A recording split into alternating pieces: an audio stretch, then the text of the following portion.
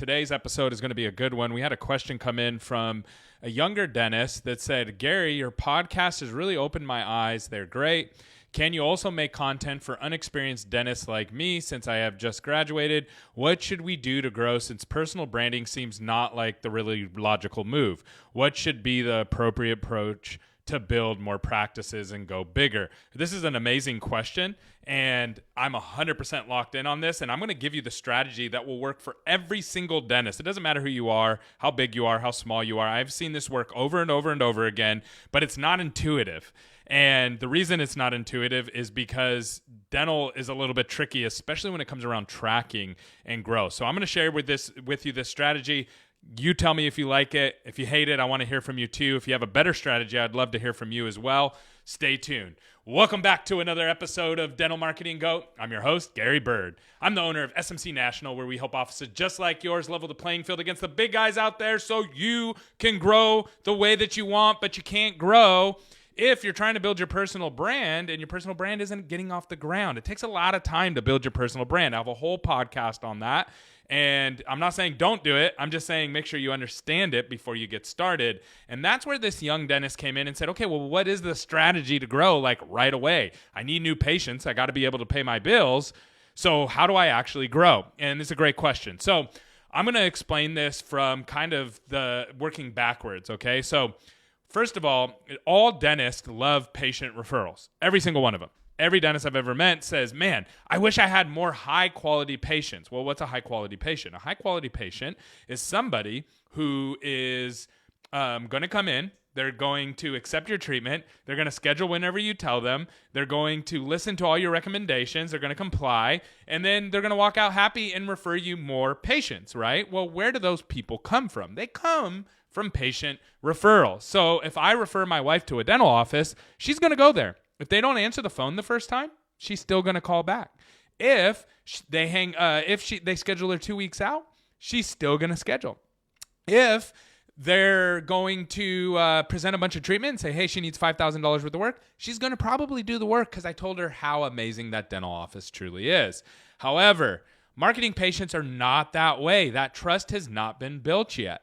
So how do you actually build that trust with them? Well, first of all, let me tell you how you don't do it. If you don't answer the phone, someone goes on to Google, does a quick Google search, looks at your Google reviews.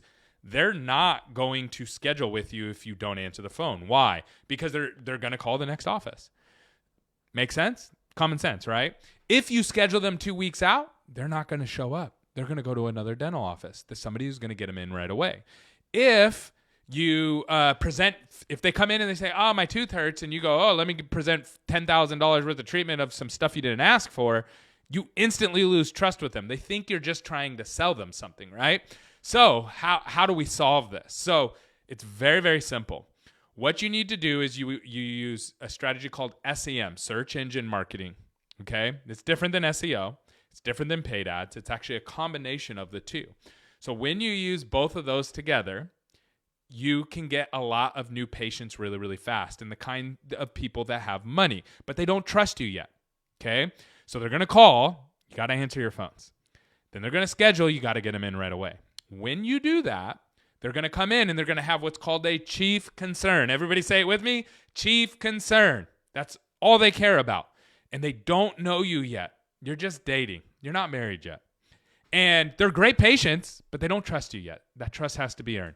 So you come in and you say, hey, and this is, you can jazz this up however you want. I'm not a dentist, but you can say this however you feel comfortable, is, hey, you came in today because you had this chief concern, you had this problem, whatever that problem is, and I want to make sure that we solve that for you today. Did you have any other questions about any of your other dental stuff going on?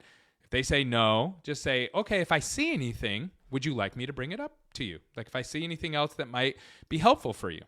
And if they say yes, then you get the opportunity to present that. If they say, no, I would just like to deal with this today, no problem. Let's get done. You have to document everything, right? You document everything. I know some dentists are going to come in here and say, whoa, you can't not say anything if there's problems that you see. Of course, got to document everything.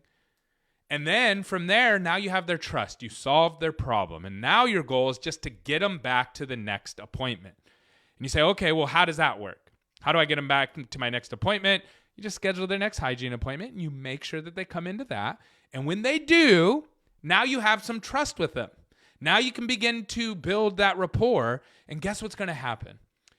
You're going to get lots of these kinds of patients coming in. You're solving their chief concern. They're doing a little bit of treatment. And over time, they're going to turn into people who are going to refer you more patients. And guess what's going to happen to those referrals? You're going to go, these are the high trust patients that I wanted.